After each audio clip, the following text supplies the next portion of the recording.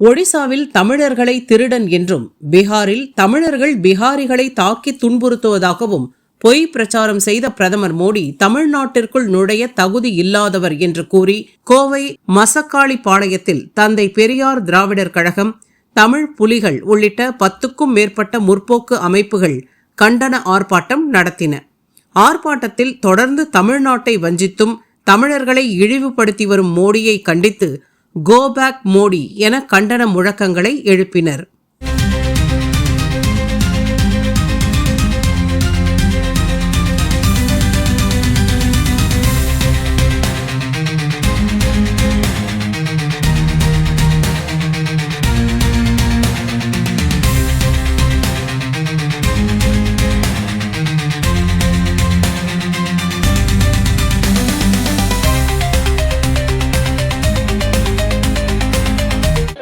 இன்றைக்கு மோடி தமிழகம் இன்றைக்கு வருகை புரிந்திருக்கிறார்.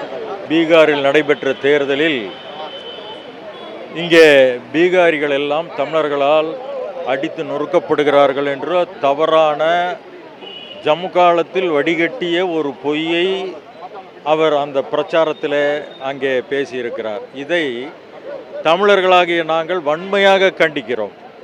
அது மட்டுமல்ல, இன்றைக்கு வந்திருக்கிற அவர் வரும்போதே ஒரு அதிர்ச்சியான தகவலை நேற்றைக்கு கொடுத்துவிட்டு வந்திருக்கிறார். இங்கே மதுரைக்கும் கோவைக்கும் மெட்ரோ திட்டங்கள் இல்லை என்று நிராகரிக்க வகையில் இன்றைக்கு அவர்கள் செய்திருக்கிறார்கள். அது மட்டுமல்ல, 20 லட்சம் அப்படின்னா 20 லட்சத்துக்கு குறைவாக இருக்கிற பல இடங்களுக்கு அவங்க நிதி ஒதுக்கியிருக்கிறாங்க. அது மட்டுமல்ல, இங்கே கல்வித்துறைக்கு இன்னைக்கு வரைக்கும் நிதி ஒதுக்கவில்லை.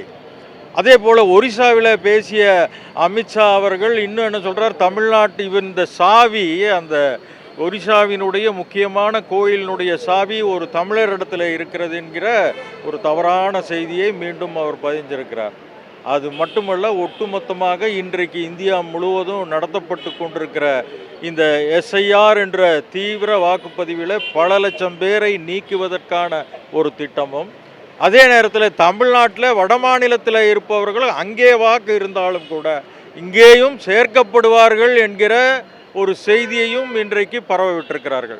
ஆக ஒட்டுமொத்தமாக தமிழ் மக்களுக்கு ஓரவஞ்சனை செய்கிற மோடி தமிழகத்திற்கு வருவதை நாங்கள் கடுமையாக எதிர்க்கிறோம். சாதாரணமான விஷயம் இல்லை, எல்லா விஷயத்திலும் ஓரவஞ்சனை செய்து கொண்டிருக்கிறார்கள். எந்த புதிய திட்டமும் இல்லை.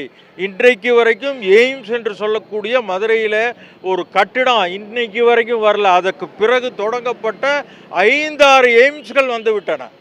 ஆனால் இதுவரைக்கும் மதுரைக்கு வரவே இல்லை. இப்படி தொடர்ந்து தமிழ்நாட்டை வஞ்சிக்கிற மோடியை இங்கே நாங்கள் வன்மையாக கண்டிக்கிறோம். அவர்களை திரும்பி போ என்று நாங்கள் முழக்கமிடுகிறோம்.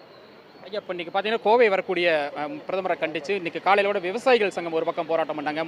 இது மாதிரி அமைப்புகளும் நீங்களும் தொடர்ச்சியாக பண்ணியிருக்கீங்க. ஆனாலும் அவர் இந்த இயற்கை வேளாண் மாநாட்டை தொடங்கி வைக்க வராரு. உங்களோட எதிர்ப்பு என்னவா? கண்டிப்பாக மோடி பதவியேற்ற காலத்திலிருந்து தமிழ்நாட்டை மாற்றாந்தாய் மனப்பான்மையோடையே அணுகி வர்றாரு. தொடர்ந்து தமிழ்நாட்டுக்கு வர வேண்டிய நிதிகளை எல்லாம் மறுத்தார். அதோட நேற்றைய தினம் கோவைக்கு மெட்ரோ ரயில் வரும்னு இவங்க தான் ஒவ்வொரு பாராளுமன்ற தேர்தலின் போதும் வந்து பிரச்சாரம் பண்ணாங்க. அதை ஒட்டி திட்ட அறிக்கைகள் தரப்பட்டது.